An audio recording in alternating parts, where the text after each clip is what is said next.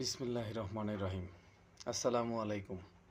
প্রিয় দেশবাসী, আজকে আমি যে বিষয়টি নিয়ে আপনাদের সাথে কুশলাদি বিনিময় করব তা হলো, গত কাল রাত থেকেই আজ অবধি এখন পর্যন্ত আমি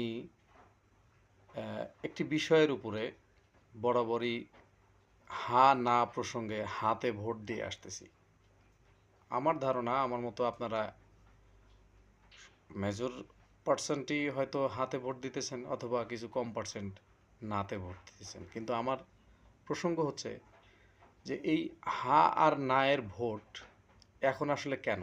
যদি একটু পিছনে তাকাই, যে ৩৬ জুলাই অথবা ৫ আগস্টে যে ঘটনাটি ঘটছে, যে স্বৈরাচারের সরকার বাংলাদেশ থেকে বিতাড়িত হয়েছে, তো ওই আন্দোলনে কিন্তু আমরা সংখ্যাগরিষ্ঠ সিংহভাগ মানুষ ফ্যাসিস্ট সরকারের বিরুদ্ধে দাঁড়ানোর কারণেই তার পতন হয়েছে, দেশ থেকে সে পলায়ন করেছে। এখন প্রসঙ্গ হচ্ছে যে আজকে প্রায় ১৭ মাস পরে এসে, স্বৈরাচার পতনের ১.৫ বছর পরে এসে, আমাদের জুলাই যোদ্ধাদের নিয়ে যারা আওয়ামী লীগ তথা তৎকালীন ফ্যাসিস্ট হাসিনাকে বিদায় করতে যে যারা মাঠে রক্ত দিছে, প্রতিবাদ করছে, তাদের প্রসঙ্গে সিদ্ধান্ত নিতে নির্বাচনের পূর্ববর্তী মুহূর্তে গণভোট হবে কি না, এজন্য আমরা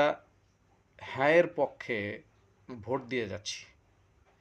আমার খুবই কষ্ট লাগতেছে এটা চিন্তা করে যে যেখানে সিংহভাগ মানুষ আমরা দেশের পক্ষে, দেশের মানুষের পক্ষে কাজ করেছি, তবে কি আমরা নাই হয়ে গেছি? না, বিষয়টা এমনও না। তবে গণভোট হচ্ছে কেন, বা গণভোটের পক্ষে সোশ্যাল মিডিয়াতে হা না ভোটটাই বা কেন হচ্ছে?